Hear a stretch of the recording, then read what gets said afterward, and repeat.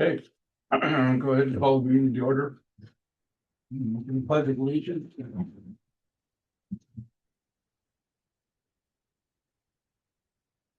Pledge allegiance to the flag of the United States of America and to the republic which stands, one nation under God, indivisible, with liberty and justice for all.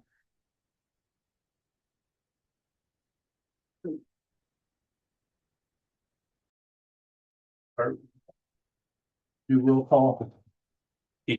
Board member? Monty Miles, board member. Data Will, Public Works. Christian Leonard, Public Works. Tom Rolfe, County Commission. Judith Ann Vincent, Board Member. Rob McDonough, board member. Stacy Barch, board member. Mayor Constable County Convention. Jessica Megas, Public Works. Alexander Lopez, Public Works. Dave Birch, chair. Okay. And online it looks Oh, like yeah, we Shelley. have Jenny Sorry. Oh, Jenny's on. and too. Shelley. Okay. Shelley and Jenny are both on, and again, if we can speak up so they can hear, I guess, make it a little bit better for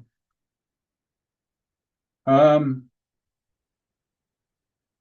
Past minutes are the outlines on in your packet.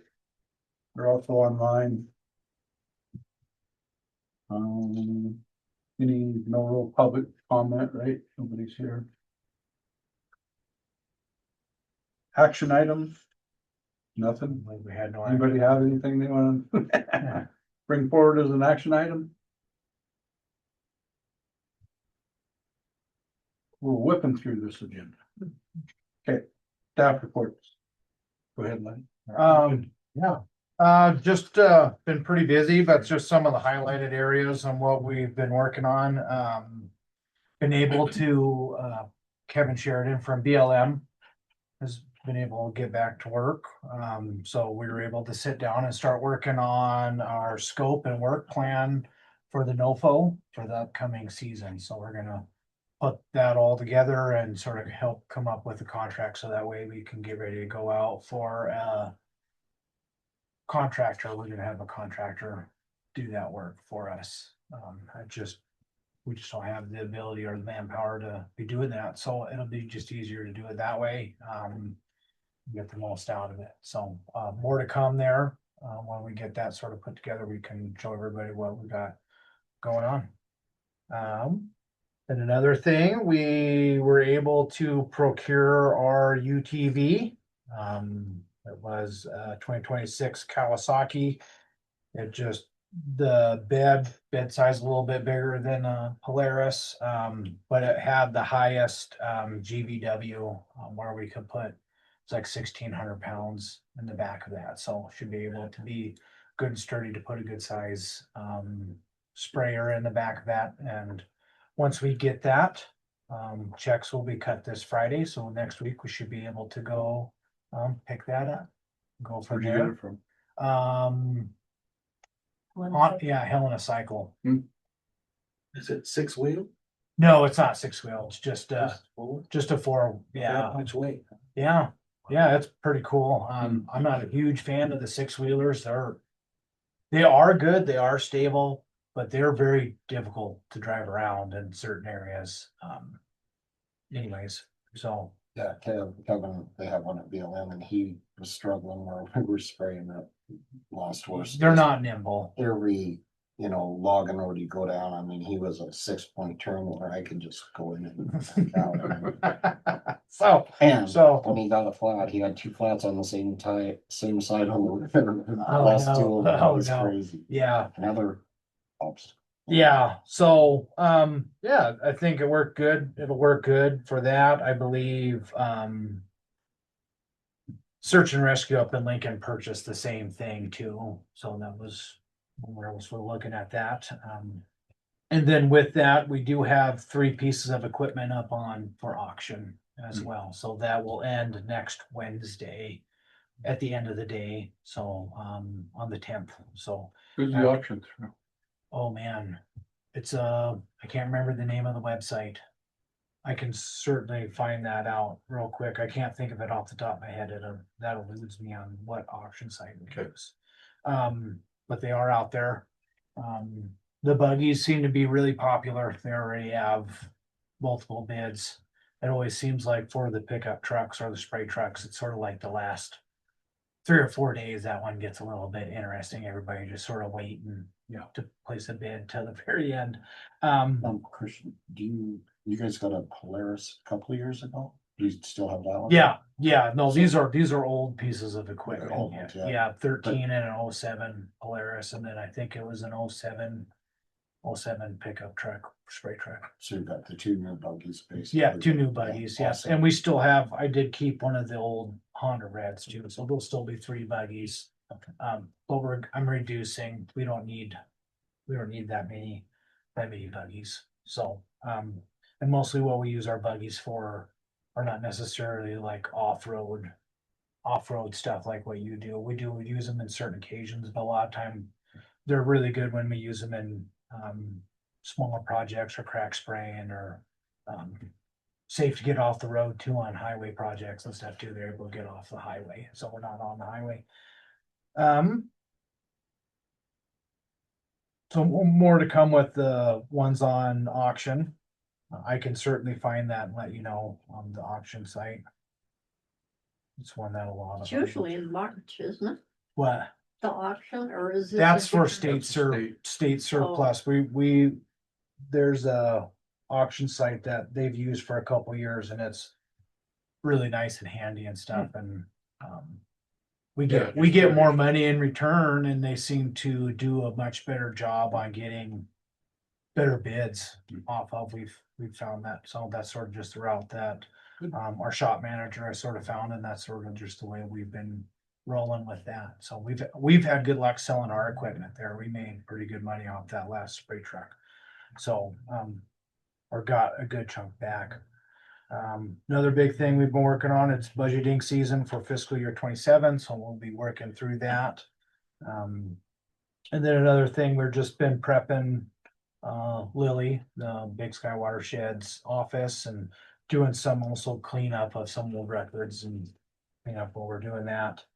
And then working on some SOPs just for how to help, just to get a good document for how to follow our assistance agreements and our noxious weed trust funds and stuff like that. So that way it's not like recreating the wheel every time we go through that. So, and then another big thing, Jade was able to get those minutes on the YouTube thing. So on our YouTube channel. So all of our weed minutes are on the YouTube channel. Jade still has 20, 3 Three. and 24, just 23 and 24 to get on there. But all of 25, and then it's linked through the website if you go to the board page. And you just go to meeting minutes and it'll take you to YouTube, so. Good, cool. Yeah, and that's sort of some of the highlights over Okay. the last month. You got equipment to put in that spray unit then? Or are you gonna buy it? Oh, that'll be the next thing. Once we get that, I like to try to have that in hand, so that way I can Measure. get the proper dimensions. You do get that from the spec sheet when you're buying it, but I would like to get a tape measure on it for sure to get that, and then we'll work on getting a sprayer put in the back of that, so. Okay. And have that ready to rock and roll for the season, so that's next on my list to procure is one of those, so.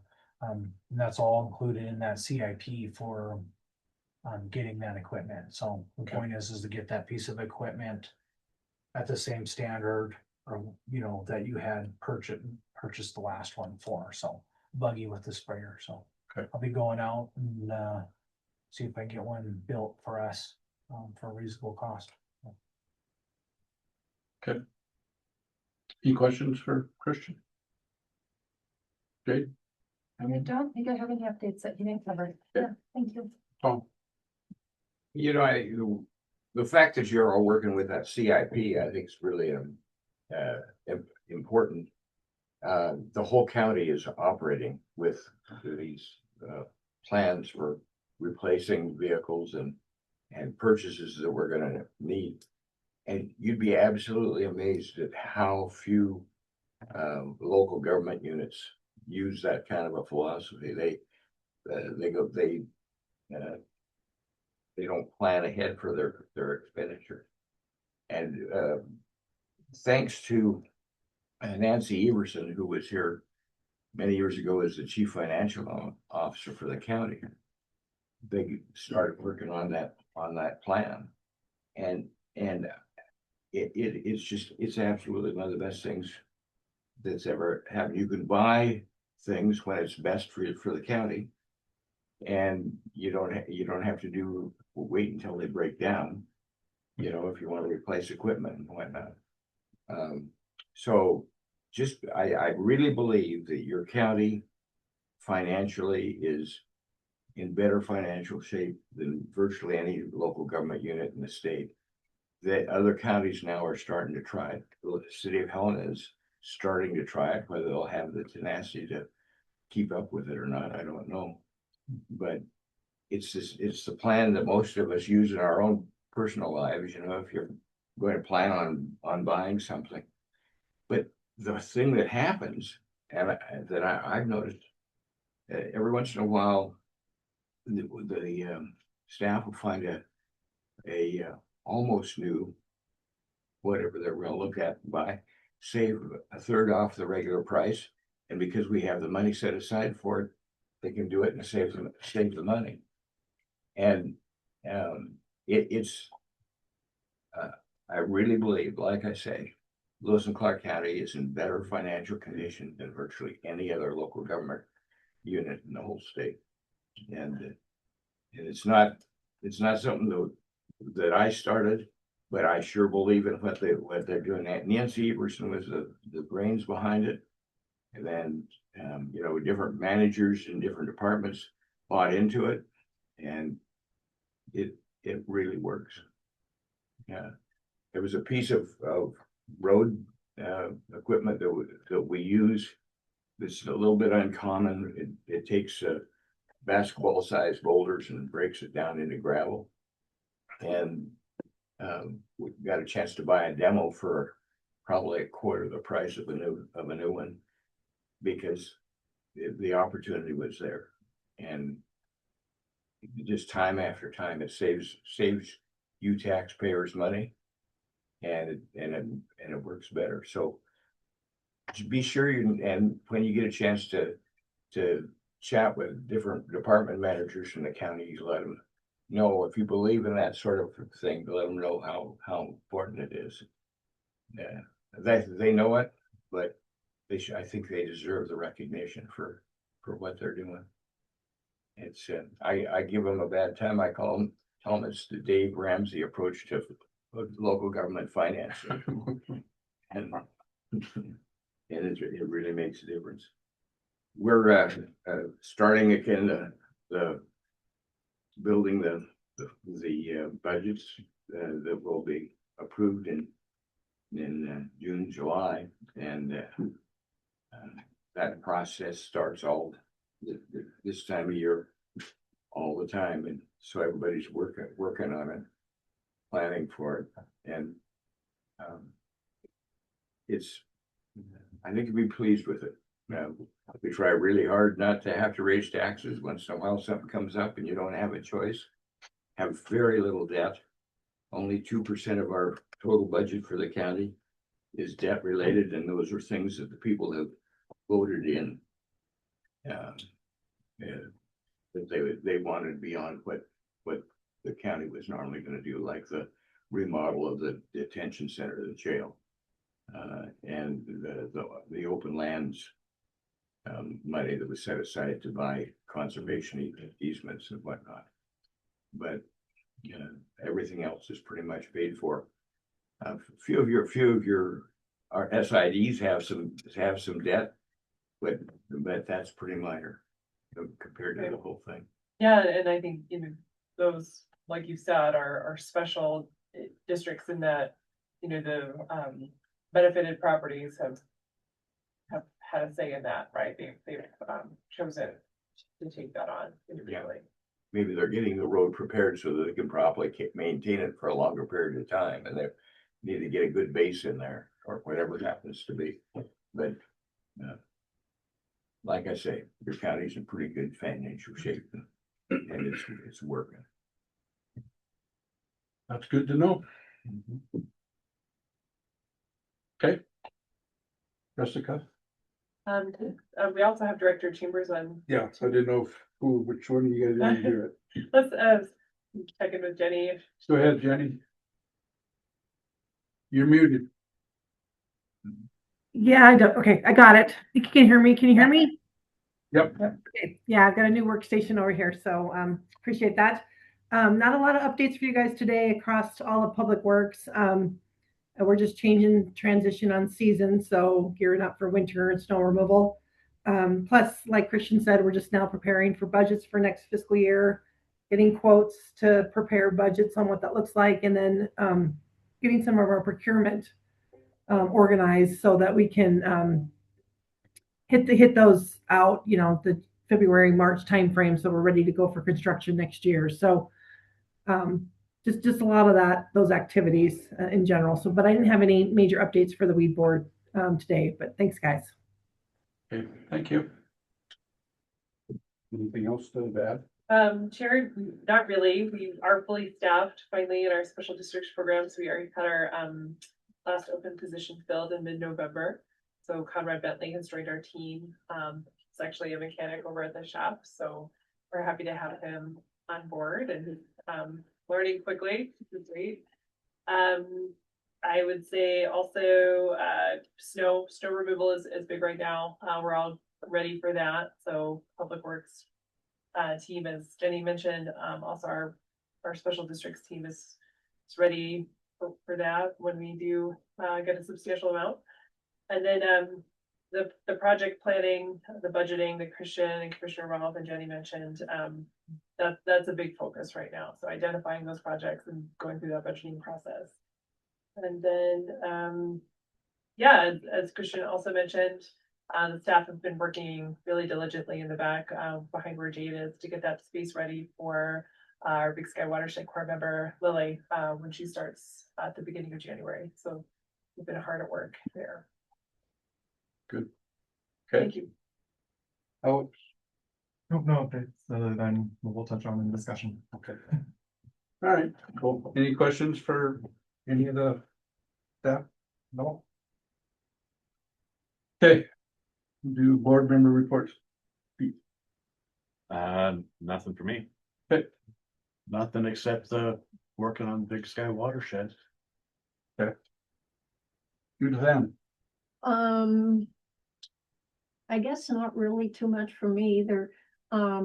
Just a quick thought, and I think I did text Kevin about this.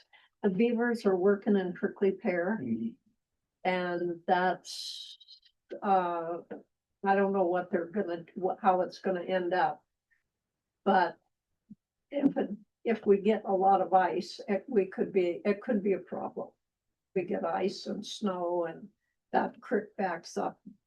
That might be a problem. So, but Kevin knows about it. So that's the only thing that I know about at the moment. So hunting season's over with. Now it's Christmas trees. We're on board. Bro. Snow's covering the wheat, so they're out of mind, out of sight, so Yeah, pretty much. that's a good thing. That's about it. Please. We're still working on weed mitigation up in the Canyon Creek area. I've got a crew out there that's been diligently working on the thistle plants. Long-eared, they call them mildew, I guess, but I see they're pawing up the snow, getting down to the green. Thistle plant, I was just amazed. I took a photo of it. And So they're eating the rosettes on the yeah, ground? yeah, they're digging down and eating out of that. But just, I guess, just the green plant. It was pretty interesting. I mean, I know I've seen them eat the tops off of the old or dead thistle, you know, in the wintertime, the snow gets deep, that's all they have to forage on. But yeah, I mean, they're digging down. And so I thought it was interesting. So, but other than that, yeah, it's all wintertime. To tag on to Stacy, one other thing that I did notice, and this was about 2 weeks ago, that I was moving some wood that, you know, and picking up branches and stuff. And under every one of those little branches was a thistle plant that was as big as the top of this pen. But they were all green, they were all growing, you know, and I thought every one of those will be a plant, thank you. Next year, that will be there, going, where did those come from? But they were just tiny. The Russian thistle? Or Well, Canadian thistle, or not the bull thistle, tumbleweed? the Musk person. musk thistle, whatever, I mean, thistle. Yeah, that's pretty amazing. Just looking for some green. Shelley, have anything? No. Nice. Okay. Multiple areas. No, where was that? It's a blue creek. Oh, okay. So we had a meeting, MWCA met a couple weeks ago, put the final, it's still in draft form, but it's pretty much final, it's online, you can look at it. I think they got a pretty good, agenda put together for that meeting. So it'll be in Billings this year. I did want to ask Jay, do you guys have a board member registration for the MWCA? I do not. So I think what we normally do is you guys, I did renew our registration. Is that what Okay, you're that's asking? fine. Or, yes, yeah, Okay. I did that. I think she'll get it probably in this check run. Okay. So all of you guys are Yeah, I keep signed up through getting- I keep MWCA. getting Yeah. stuff from, Oh, yeah. No, Yeah, we it's- renewed all that. I worked with Becky on that stuff. Yeah. okay, appreciate that. Yeah, so I think it's working out pretty good. There's a survey that went out to I think most MWCA members regarding the legislation, the EQC meeting that's coming up, and a survey on what you think, especially for weed coordinators, that type of thing. Biggest issues are, and we'll see how that survey turns out, but they're still planning on having a roundtable discussion sometime in January. So when I know that when they're gonna have it for sure and what's on the agenda, I'll let you guys know. It's open to the public, anybody can go up there and sit and listen or even have a say in it, so kind of interesting process, so. Would you make sure that you give us the information? Yes, I will, for sure. We're gonna be having Montana Station Association of Counties meeting in in mid-February. And then there'll be another one again in September, Okay. but late September, but it'd be nice to get on the Yeah. things that you Yeah. guys are working on so that we can work together. No, we'll make sure, and then we've got 3 people, are you on that Mako committee yet? Yeah, I'm the transportation, on the Transportation. transportation part of it. I don't know what, So we got Christian and Amy Adler and and Kellyanne Kellyanne, Morris, or I guess Cindy Morris. and Pam Converse Yeah. together. So they'll be updating people at the Mako meeting as well. Good. But I'll make sure that you get that so you can send it out to whoever you'd like to. You bet. I Okay. appreciate it. Yeah, it'll be interesting to see what comes out of this whole thing, so. But we'll see how it goes. So. That's all I had. Do you have any questions or anything from anybody? So where is that meeting? At the It'll be up at the Capitol. Capitol? As far as I know, Judith, then. I would imagine it would be. Okay. We'll go into, Sophie, do you have anything you want to share? No, I think so. You're done. Thank you. Big Sky Watershed Corp. Subcommittee update. Whoever wants to. Alex, do you want to take over? Go ahead, and I think. Yeah, so we met in November, Kelly, Pete, Monty and I, to look over that draft again.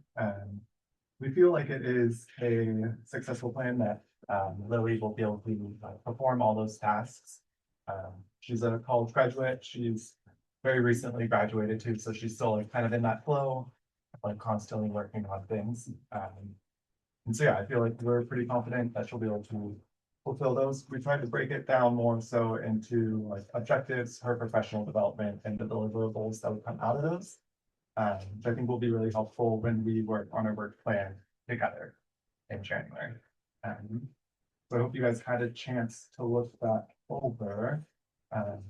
It kind of still references the draft we had initially come up with, just broken down in program types, timelines, and then some notes about those projects as well. So it doesn't go super in depth as much as the last one did, but we still have that one to reference to when she's working on those program types. Anyone have any questions? No, I didn't really, I looked it over, I didn't see anything that I could have added to it, but I think it's open enough too, that if something comes up, we can always switch and do what we need to be doing, so we don't want to be tied into something specifically. Yeah. But there were some options, and you guys options, if there's something that comes up that we need to do, we can go do it. Yeah. So I thought it looked good, actually.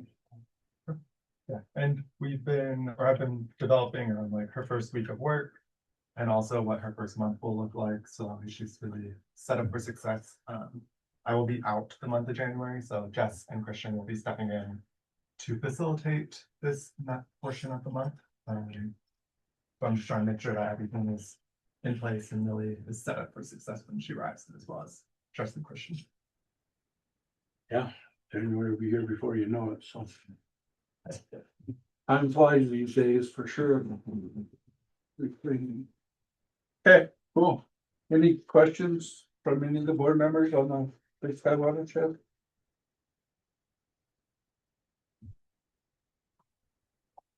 Okay.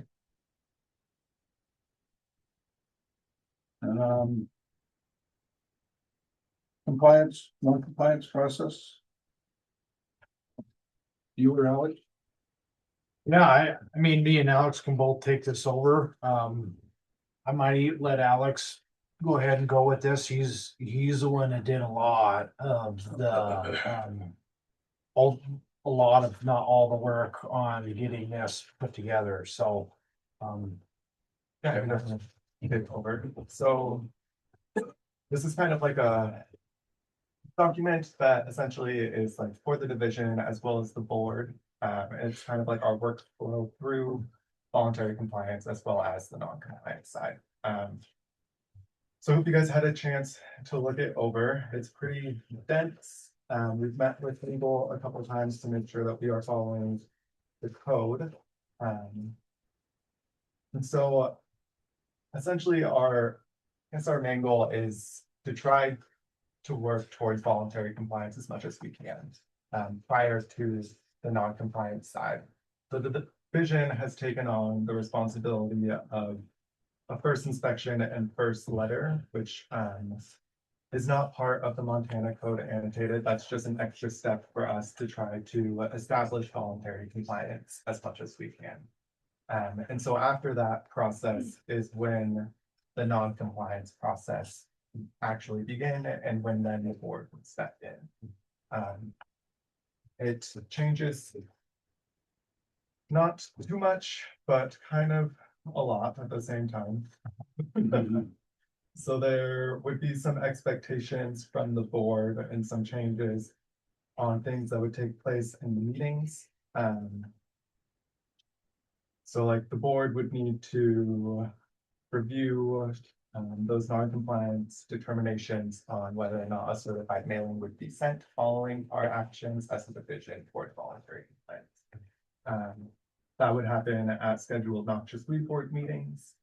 We would then mail out that certified letter, which details the steps that would be followed after that certified mailing. There's lots of outcomes and options as to what can happen. So we try to detail all those options, and there would just be more responsibilities put on the board ultimately. Once that non-compliance process begins, we would have to have a weed management plan from that landowner or Montana Code annotated. And that plan would have to be reviewed and approved by the board at board meetings. That's the only way that a property can come into compliance once that non-compliance process has begun. So there would be some like workload and meeting impacts that would happen like at today's meeting. There would be April through October is when compliance and non-compliance season runs. So we would expect every meeting to have these as overviews. So your guys' responsibilities would really be more. And you guys would have more say in the process as well. And that would just kind of be what needs to happen just in case voluntary compliance or compliance after non-compliance initiation hasn't been resolved. Because ultimately at the end, it can go to legal. You guys would have to decide to send it to legal as well. But there's a few steps that might have to be taken before that. We really have to try to exhaust all aspects of achieving voluntary compliance. And one of those aspects can even be posting a dated order on that landowner's property, which would be kind of important and integral to the process, just because the code does say that you have to exhaust all avenues of achieving voluntary compliance. So I've tried to outline it as best as I can and what your expectations would now be with this updated process. It should be in the packet that you guys received. And then, anyone have any questions about the process? I know it's pretty dense.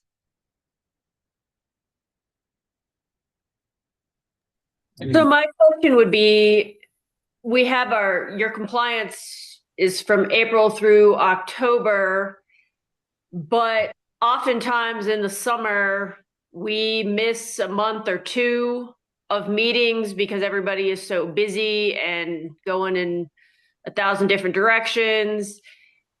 Does it make sense to have this at the board meetings, which are again only once a month if they occur during this time?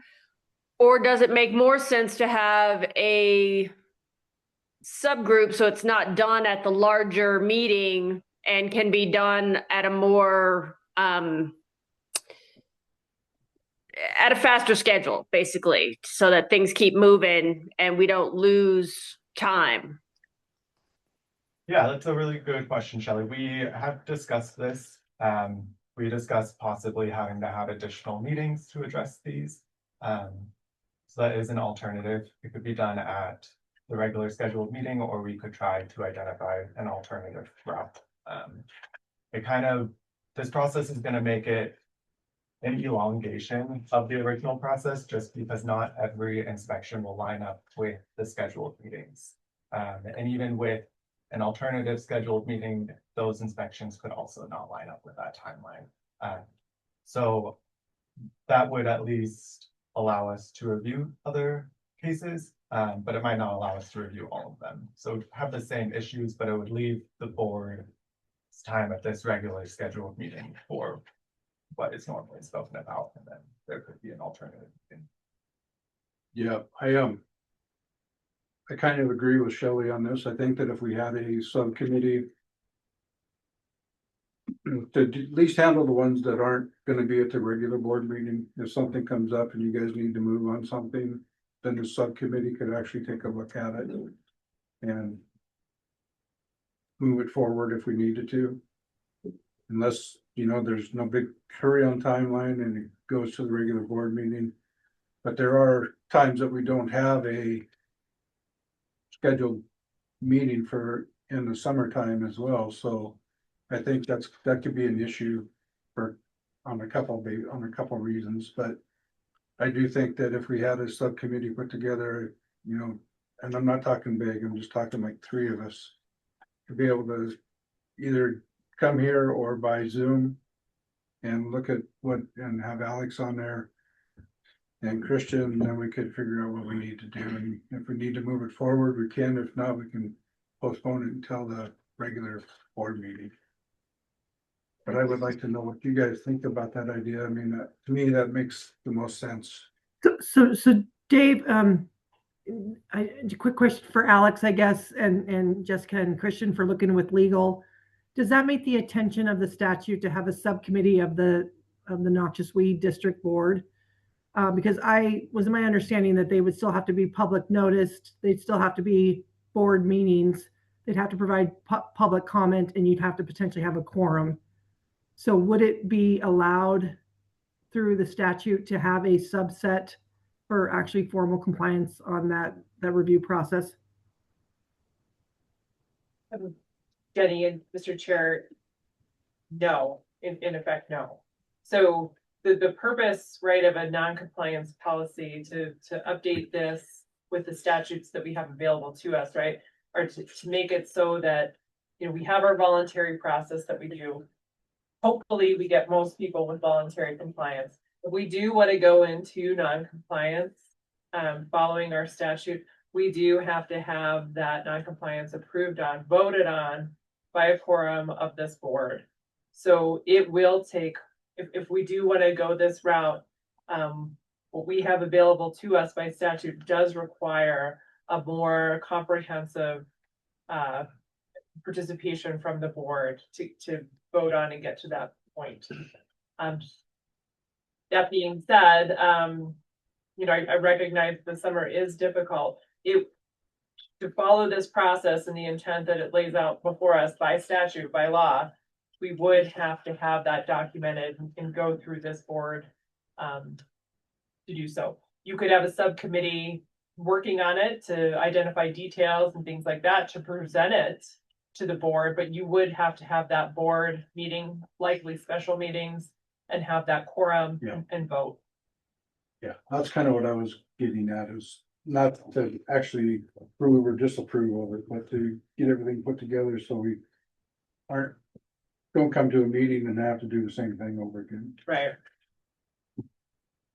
And we should, like, we'll be providing all case information. It's easy for us to print that off of the program that we use and send that out prior to the scheduled meeting. There's going to be a lot of timeline that I'm gonna have to work through this next season if this does go into effect, and will be probably a learning curve to come from that on what is feasible and what works well. Yeah. I guess too, this is one of the issues that the EQC subcommittee is gonna be looking at as well. So it may change again, but as long as we have this in place, I think that'll help us in the long run. And then we'll have to see, because it won't, anything that the EQC does won't happen until 2027 anyway. Right. So we'll see what happens. Go from there. Just a question, when do we see or foresee most of these non-compliance meetings happen? November through March? Or are they something you expect to do in the summer as well? It would be during the active growing season of Noxious, Yeah. so April through October. Yeah, April's usually the month where we start to get those complaints, so you'll probably see them, you know, in May, June, July, August, September. For the most part, because I don't think we got very many this year in October, but you know, so. I would say like the growing season starts in April, that's when you're gonna start receiving some. May through October would probably be those meetings where that would need to happen, obviously starting off a little slow in May and ending and then slowing up in September, October, but you know, June, July, August, September would probably be pretty heavy. I know Alex does have some numbers on it. I think 60-70% in that range. I can't remember I do remember looking at, but isn't that 60-70 do voluntary? They take care of it in that first go around. So that number gets reduced. So if the voluntary component starts April and runs through October, then the non-compliance stuff doesn't really kick in until they've had a full season not to comply. That's what I'm trying to get at. Oh, no. yeah, no, so how it works is that I perform a first inspection. After that, we mail out the voluntary compliance letter. They have 10 business days to respond, at which point I do a follow-up inspection, which is then when you guys would decide on that non-compliance status, whether you're gonna pursue the case or not. Okay. So it's all very successional and each inspection occurs. And so in this case, right, we send out that initial first letter that we send out, right? That's not part of the statute, that kind of courtesy letter, well. The inspection follows, the following inspection follows. And at that point, the board would have to determine whether or not to send that initial non-compliance certified mailing to pursue non-compliance. At this time, we send that certified letter after Alex's inspection. However, if we're following statute, the board would have to decide through that vote to send that non-compliance through certified mail. If we don't follow that, we would, if we wanted to pursue non-compliance in the future, we would have to start at that step always. So we would potentially be duplicative in the workload if we don't follow that, as it's laid out in the statute.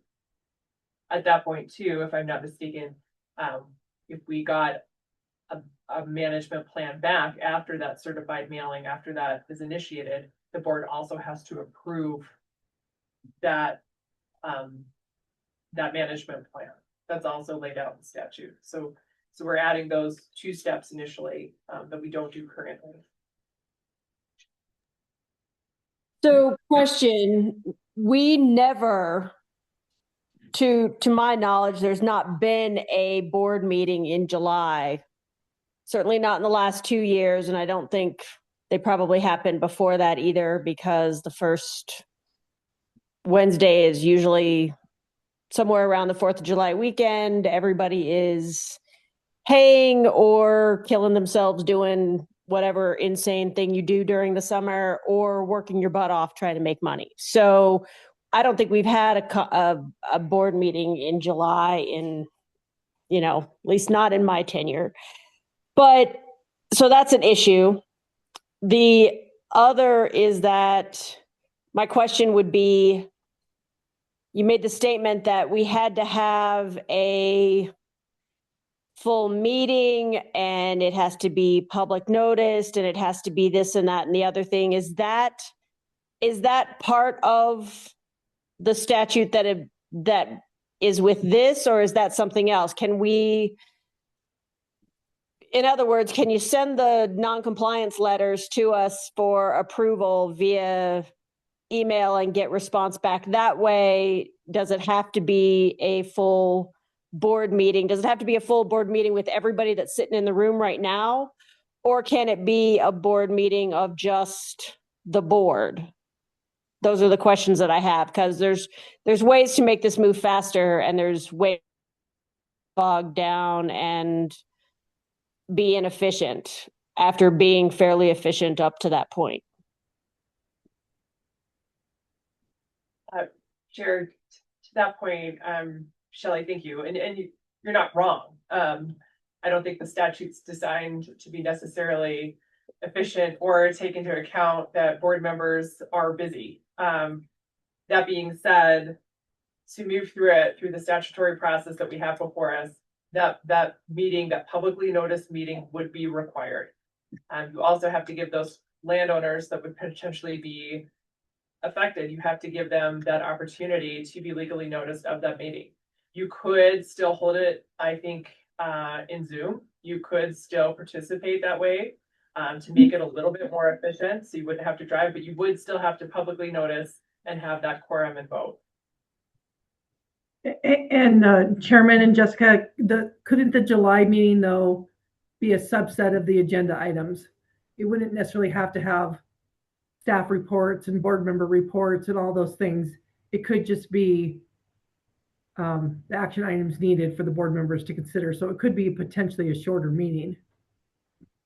Jenny, that's absolutely right. That special meeting just for this. You can list that non-compliance cases that you'll consider. That's your agenda, and that's what you vote on. So it could certainly be more streamlined.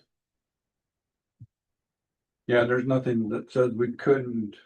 I mean, we can hold a special meeting at any time anyway.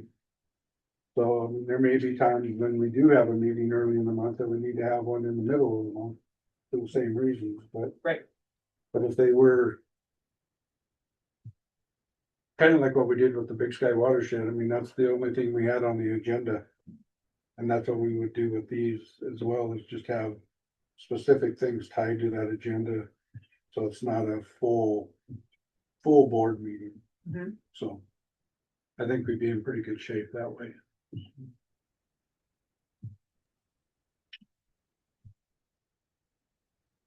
Okay. Can I say something? Sure.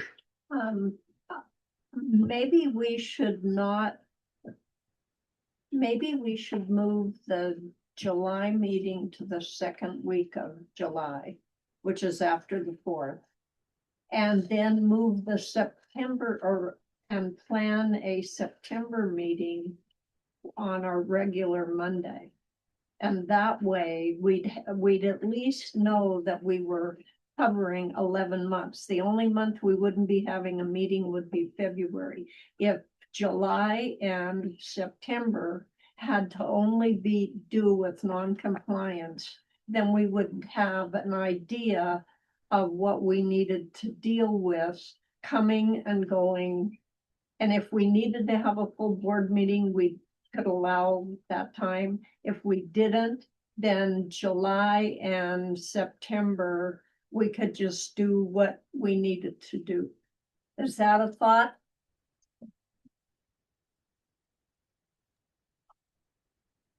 Yeah, as far as I'm concerned, any of those ideas are valid.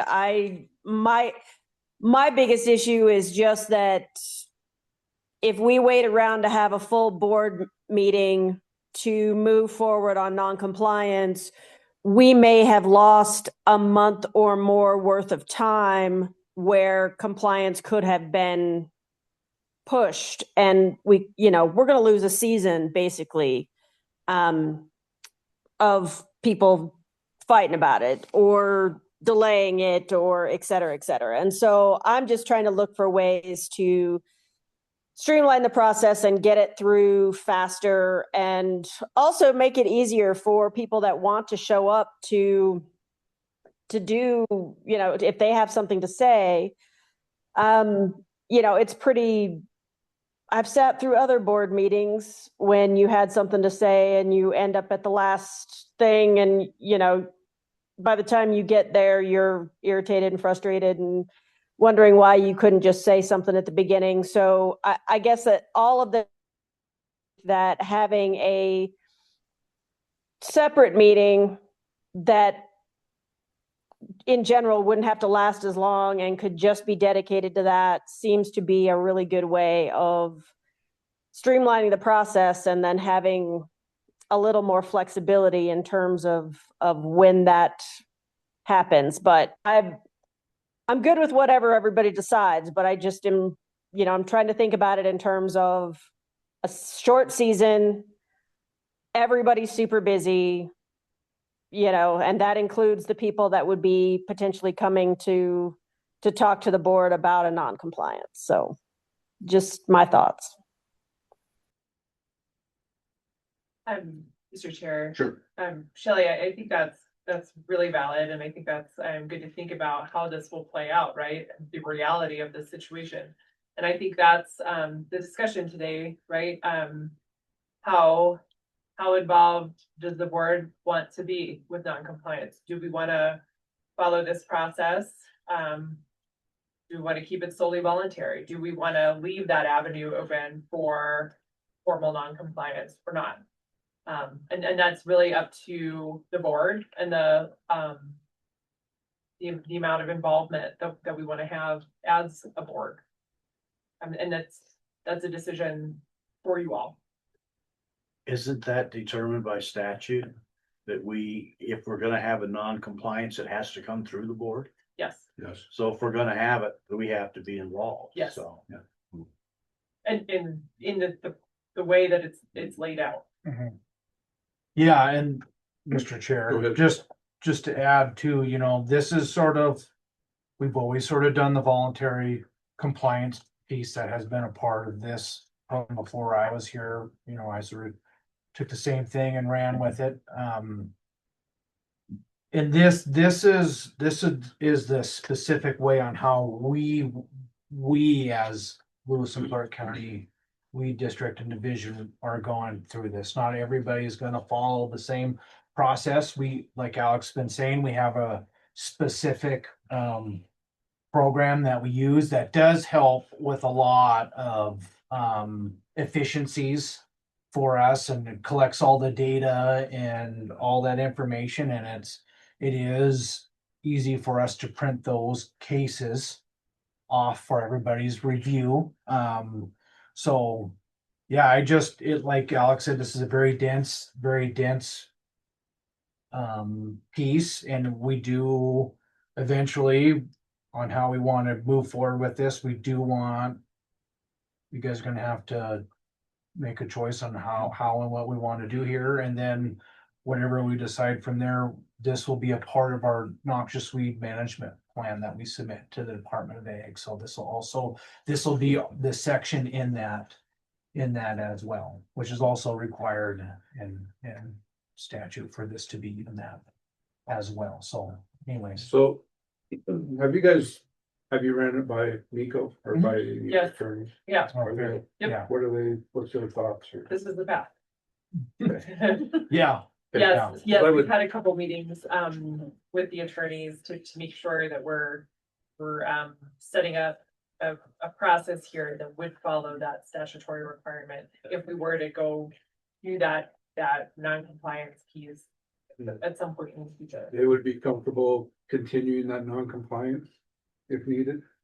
If needed, I mean, I think that's a great point, Mr. Chair. You know, would we get to a point where we did a court ordered enforcement, right? Or, you know, I don't know. I think it's hard to say if we'd ever be in that situation, but I think it's a door that would be available if we're following this process as it's stated in statute. That's my point, is that if we Yes. follow our process and we get to the point where we need to take it to legal, and legal not gonna move on it, then we just wasted a bunch of time and effort getting to that point.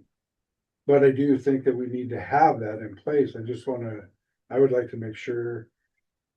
And that's the problem with the whole non-compliance issue across the state, is because you have 56 counties, you have 56 different attorneys with 56 different opinions on how it should be done. And it's huge, and that's kind of why some counties just don't do it, because they can't get to that end point.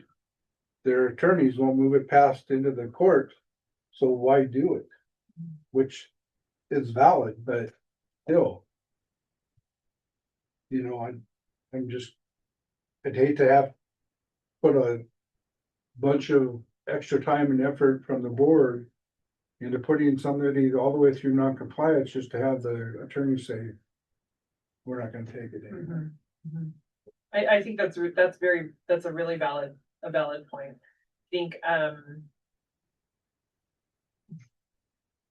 I think it's likely, I would imagine it's gonna be a case by case, right? Yeah. So I think, to Alex's point that he said, you know, it says in statute, we must exhaust all possible avenues. And I think that if we got to a point where we're gonna pursue non-compliance, where the attorney it was gonna end up there, you know, we would want to make sure that we had done everything possible on our end to make that happen. And I think in this avenue, right, where we have certainly entities out there that have noxious weeds that maybe aren't, you know, doing the best management possible. You know, I think we're looking at a point where we really have things in order if we were going to go down that non-compliance, right? Because the first thing I could see is, you know, you're putting me in non-compliance. What about this entity? You know, so this would have to be a scenario where we have kind of managed that as well, right? Yeah. And I don't want to take it off the table, right, for a hypothetical, but I think the point of this non-compliance is to follow the path that we have in statute. Yeah, and I guess there's no, I guess if it comes to the point where we need to move on something, and put somebody in non-compliance, so we can have the attorneys here to help with that process, right? Yes. And make sure that they're gonna follow through. Yes, I think before we went all the way Yeah. through that process, we certainly want to have legal involvement. But we would also want to have those boxes checked that we had followed this process as So what's the timeline on non-compliance? This paper that's in you guys' packets, what do we need to approve that at some point in time? Mr. Chair, we would have to move that to an action item and decide to move forward. I think it's worth pointing out, though, Alex has put the non-compliance plan in your packet as it's stated. What he's also done, though, that I think is really helpful is he's put together also a list of the associated statutes that we would have to follow. So there's a section in here that lists those out for you, so you don't have to look those up. So that section 722, 2131 specifically lays out what that process is. And then that goes into process for compliance and non-compliance. So you can see how that's stated in statute, and that's worth a review. What he's also done here at the end is he's summarized this and how this non-compliance plan differs from what we're currently doing. So he's also outlined all of those, that formal role for the board, in that increased coordination that would be required if the board were to go with this type of a plan. But I think that's worth taking into consideration as well. So I guess I would make a suggestion that we, as a board, little bit of a homework project to get this, take this, go through it completely. Any questions, anything that you guys see that you have a question on? We bring it back to the next meeting in January and discuss it. We'll put it on the agenda as an action item. And we'll go that route and see what happens with it, and we can start moving forward on it, because I doubt if we will meet in February.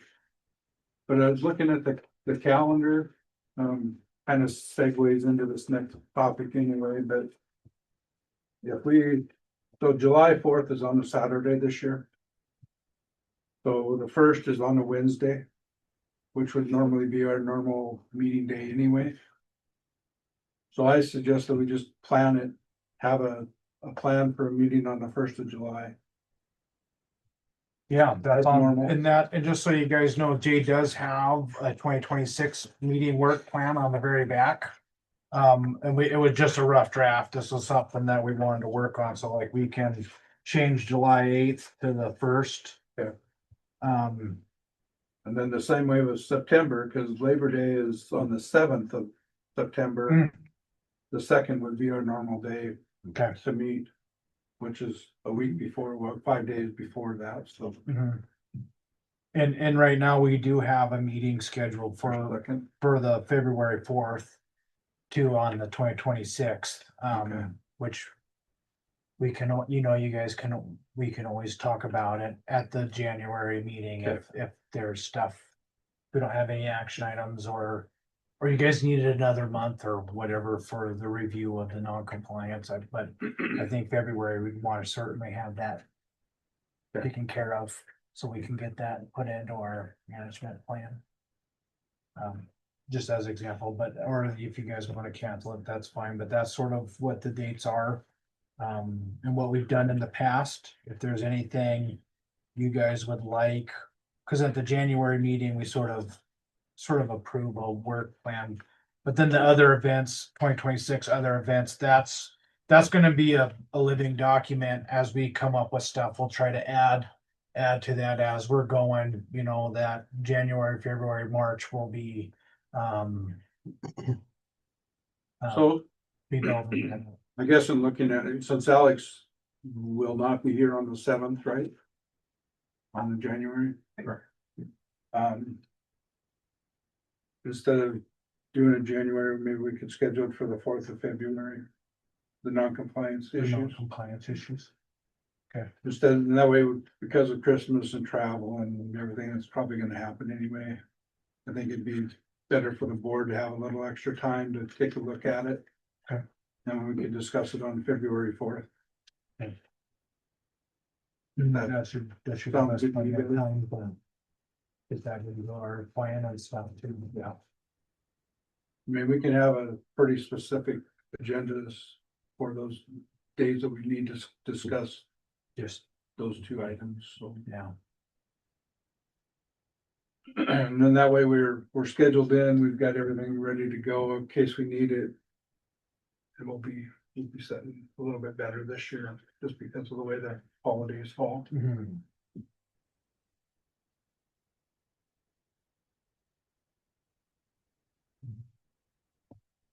Anybody have any comments, questions, concerns? Rob? Didn't we, years ago, when there was non-compliance, we went in and sprayed it on them and then charged them? Didn't we do that? Did they find out that wasn't legal or? I don't know, you would know that better than me, Rob, but, sort of talking with legal, I don't think Nico found anything where there was any like actual court documents that went through on them. We sort of went out and looked at like Carbon County and some of the other stuff where people have Yeah. done that. There have been But I some guess I'm not counties gonna that actually speak did on that. Nico's behalf here. I know but- we used to do it. Yeah, well, that's the way the law, when I was here, that's all we did. We would go in, we'd do the non-compliance, or we'd do a voluntary non-compliance. If they didn't, 10 days later, we could actually go out and spray that property. I think the laws changed. And you could charge them 25% or 30% more than, That's in there. too. but the law has changed since then. So now it's gotta go through the court order thing. I wondered if you didn't have permission to do it, if that was the legal part. It was an issue because Trespassing then. yeah, we actually had to have the sheriff go out with us a couple of times. Wow. So, I mean, it gets pretty contentious, and then a lot of company, or a lot of counties, not a lot, but a few counties would contract it out. So the contractor would have to go out and talk to the angry landowner and get shot instead of the county. But yeah, I mean, that's the way it used to work, so. And how frequently has this happened over the years? I mean, that it's gone to that extent? Rarely. It's a. Yeah, I mean, going out and looking and stuff, there hasn't been a whole lot of going the full distance. I think Carbon County Right. was one of them. And I think that, I really truly believe that 90 to 95% of people, when they start the voluntary compliance, they haven't a clue of what they've got. So once somebody like Alex or the coordinator goes out and visits with them and shows them what's going on and how they need to control it, they're fine with that. Mhm. It's just that they don't know. Yeah, So to me, it's just an education process Yeah. more than anything. And some counties, that's how they address it, just by education. Well, and I guess where I was going with that, I mean, because each case will be, based on an individual process, so. We don't want to get too far ahead of this, scheduling additional meetings and all this stuff, because this is hypothetical, but it may yeah. never happen, or it may happen once that we deal with. There's a lot of things, we do, Alex did a wonderful job on getting this, but there are so many other variables that happen. Certified mail getting lost or never delivered. Absentee owners. Absentee owners, it just ends up being a lot, so, I mean, some cases might just be held on until cadastral not being up to date. You know what I mean? That's another big one too, we do have some mailing addresses that we have, sometimes they're current, sometimes they're not current. So just working through all those ebbs and flows. When Alex first started, we had that 1 year, we had about 5 or 6 left over. Alex carried them over. And by the time we got through that second year, all those, we made contact with every single one of those or got all those resolved in that 1 year. It did carry over to the next year, but some of them were they just weren't delivered, you know, or Alex found another contact or stuff like that. So like, it's just, you know, Alex ends up being more of an investigator sometimes on trying to find out just who owns the property. So yeah. And there's so many, I mean, you go out in Castro or whatever, there's so many non-residents that are owning parcels and property. Yeah, sending stuff to France, sending stuff to New York, and Florida, and yeah. So, anyways, yeah, it's just sometimes it just takes a little bit of time as we get through these things and work through them. So just an expectation, it's not as fast sometimes as we want it to be or what, but you know, snail mail only goes so fast too. Right. You know, everything we mail here goes up to Great Falls and then comes back. So I know one thing we've learned at the Home and Garden Show is people walk up the booth and they don't even know what a weed board or a weed district is, Mhm. let alone the weeds they have, yeah, you know, and that's really an eye opener for, and these are local people, you Yeah. know, that come there to learn. mhm. Back on that comment, do we have a one-page information sheet that we could give out at the home show to homeowners and target the people are non-ag based? You know, who do you contact? What can you do? Where do they get information on weeds? You know, just some of that kind of information so that we've got something to hand, because, you know, about half the people that we talked to had no clue that they needed to control weeds.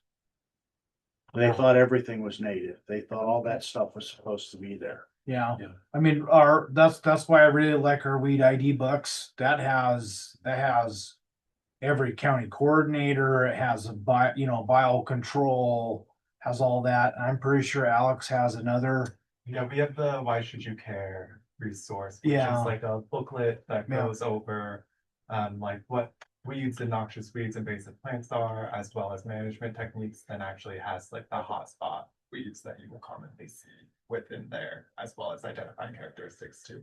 And I think Montana Weed Control just bought some more of Yeah, I those think they as did. well. So like, I think we have plenty of those. I guess Yeah. to Monty's point, though, if we did have a one sheeter, which we could have Lillian put together, would be a good thing to have. I mean, she can give her something to start with. It'd be pretty easy to do. And I think if it had not only some of the weeds, but like Rob's point is the county weed district, the county weed board, you know, that kind of information on it. Doesn't have to be, you know, paragraphs of it, but just something to get them thinking about it. Yeah. Yeah, Maybe sort of like phone numbers, contact information. well, something like where we could like sort of not necessarily copy and paste the web page, but like sort of like what we have on all of our web page, but just something where it has some of that similar information of I mean, you everybody. can't give somebody a full sheet of paper with nothing but lettering on it, Yeah. because they'll take a look at the first sentence and then it goes to the garbage. But Yeah. if we can make it interesting enough for them to look at it, Yeah. Yeah. so. Yeah, we've always tried to find ways and work ways You know. that. You know, 250 words per page max. Yeah, okay. The deal so many of the weeds. Of the 32, what are there, 7 or 8 that are the prominent ones that we deal with mostly every day? I mean, the I probably got a knapweed, good list of 10. yeah, and then, you know, Yeah. I mean, go from there. But, you know, a lot of them we don't deal with every day.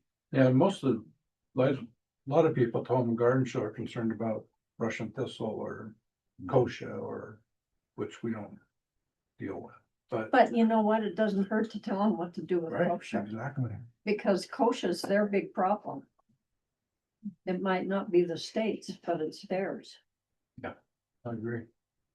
Little more education wouldn't hurt at all, So. So I guess as far as the non-compliance, the homework for the board is to go through it we'll have a meeting on February 4th to discuss it. More in detail and try to get it finalized Yeah, to vote on it, and yeah. vote on it. So we're not. No January meeting, is that what you're saying? No, No, we'll have a January meeting, Oh. we just don't do it because Alex isn't gonna be here, Right, so I kind of like to have Alex here. sure. So, and with the January meeting, we'll have Lillian here, we'll be able to go through her work plan a little bit and introduce and try to figure out where we're gonna go with all that stuff too, so. That'll be good. That'll be her place to be. That'll be a really nice introduction. for Yeah. everybody. Yeah, and like we said, usually our January meeting is just our annual organization, and sort of like what we want looking out for the year to be, and Jade and I will update, or Jade will update the dates on some of those. I think the only one that needed to be fixed was July. Yeah. Other than that, I think we're good to go. Yeah. Okay, any other questions or comments about that? Either the schedule or the non-compliance? If you have any questions, ask on the non-compliance piece. We spent, Alex spent a lot of time, Jessica and I spent a lot of time working with Alex, and So this was sent out to us, right? I mean, I remember seeing it. yeah, it's in the board too, and we can, Our board packet, It's so in if the you board can take it, you can actually take it out of there, put it in your computer and use word tracking or changes if you'd like, make it easier. Mhm. But that's up to you guys, how you want to handle your own thing, but it's just a good way to go. yeah. Okay. Any other discussion topics you guys need to discuss or want to discuss? Went through it pretty quick today. Okay, Sunshine. next meeting then is January 7th. Organizational meeting more than anything. Yep. Introduction. Yep. I will definitely. No, can't say I will, but I'm hopefully that I'll know when the EQC meeting is gonna be before that meeting, and I'll let Jade know and she can blast it out to everybody. See how that turns out. And if there's nothing else, I need a motion to adjourn. Chair, I would like to motion to adjourn. Okay, we are adjourned. Thank you, guys. Thanks, Shelley. Short and sweet.